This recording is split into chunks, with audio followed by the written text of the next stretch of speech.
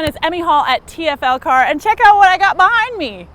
The 2015 Mazda CX-5. Now this car's got a reputation for being really super awesomely fun to drive, but can it live up to my idea of fun? We'll find out next, coming up on the Fast Lane Car.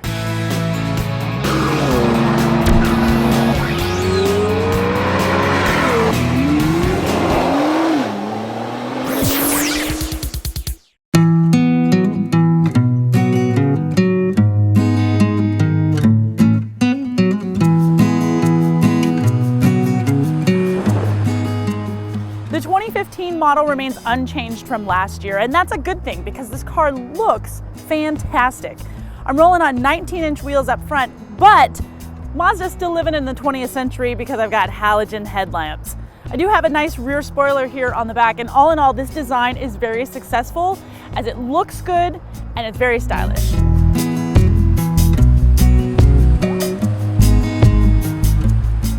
Now inside, the design is functional and it's good looking, but there's not a lot of fussy details. And as someone that doesn't really like a lot of tech in my cars, this is for me. Now you still got all of the same creature comforts that you've really come to expect, like iPod integration, Bluetooth, satellite radio. We do have cruise control. I've got an 8-way power driver's seat, heated seats, in the front, that is, not in the rear.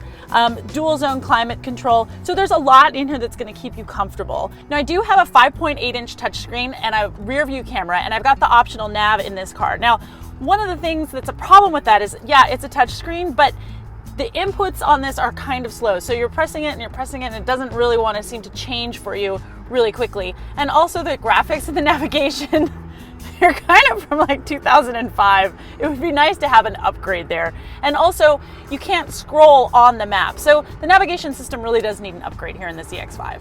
Now under the hood, Mazda has given us a 2.5 liter SKYACTIV engine, which is good for 184 horsepower and 185 pound-feet of torque. Power is going to all four wheels via a 6-speed automatic transmission, and if you want the manual, you're going to have to step down to the 2 liter, which is good for 155 horses and 150 pound-feet of torque. Now this one gets an EPA fuel estimated rating of 24 in the city, 30 out on the highway, and 26 combined.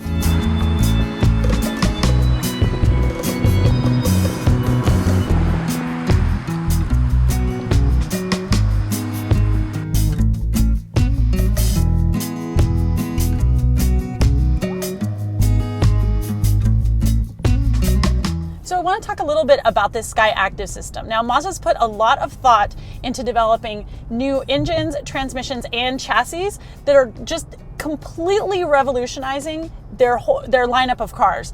Now when it comes to the engine, these SKYACTIV engines are much more fuel efficient. They produce less emissions while at the same time giving you more low end and mid-range torque. Now in these SKYACTIV engines, you also have regenerative braking. So that is going to, the power that's harnessed from that is actually going to power all the electronics in the car instead of taking power from the engine. So the engine is freed up to give you all of the powers that you need. Now this car weighs about 3,600 pounds and you've only got 184 horses to motivate that thing. So you really do need all the power that you can get. Now this driver's seat here is set for my position at 5'9", and as you can see, I got plenty of knee room, plenty of headroom. This would be a comfortable place to spend a road trip. Now one of the cool things about this back seat is that when you fold them down, when you fold these seats down, the seat actually drops a little bit as well. So you basically have a seat that folds, come on girl, there you go, all the way flat. The problem is that you have to, your passenger has to be kind of short in order to get that seat all the way flat. But you got a pretty much flat surface here for, you know, loading in all your stuff from Home Depot.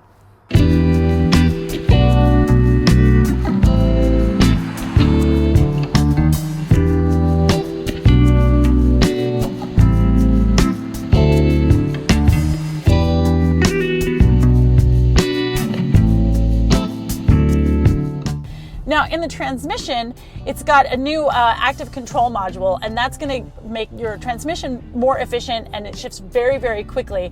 Now you can operate it manually, but it's only from the stick. And like I said, you've got a low horsepower car and it's pretty heavy. So you're going to want to try to get as much power out of this transmission as you possibly can. So I would prefer to be able to have some paddle shifters just so that I can really get it up in the red line when I want to, because shifting from the stick is just, I don't know, it's not very intuitive and it's not very fun.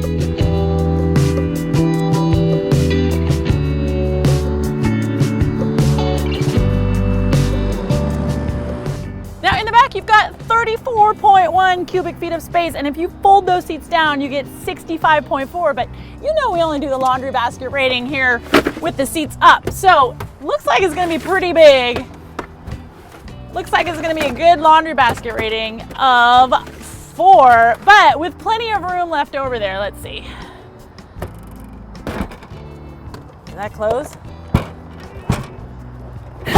Yes, 4. Now, when it comes to the chassis, SKYACTIV technology means that it's 30% more rigid than outgoing models. And the suspension has been redesigned as well to give you more agility at lower speeds and more stability at higher speeds. And I have to tell you, this is a kick to drive. It is so much fun. Now, I do have electric power steering. I'm more of a fan of the hydraulic power steering, which is found in the Miata, but still, I understand why they do it. It's all about MPGs, right? But still, it's very well weighted. It weights up nicely in the corner, and you can feel a lot of, you get a lot of road feel on it. Now, the suspension is tuned fairly tightly as part of the thing that makes this car so much fun to drive. Sorry, Toyota. It's part of the thing that makes this car so much fun to drive is that you do have a rather stiff chassis, but you're going to trade off because you're going to feel bumps in the road a little bit more than you would in other softer tuned suspension cars. Now, the crossover market is fairly competitive, and Mazda does have a few cars to beat here. The Honda CR-V comes in at a little bit less, and it pretty much matches the MPGs, but it's just not as fun to drive.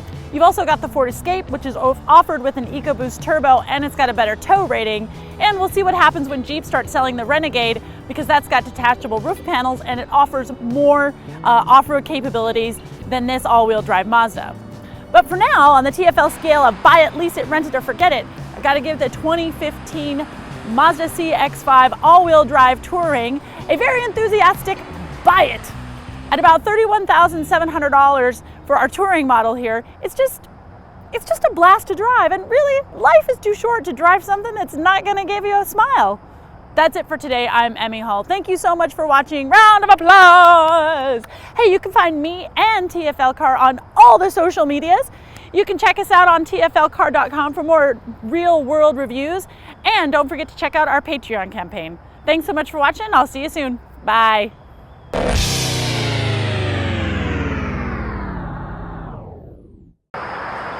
Hey everyone, it's Emmy Hall at TFL Car, and check it out what I got behind me. I can't do that. Let me go over. You don't want to do that? I don't think so. All right, fine.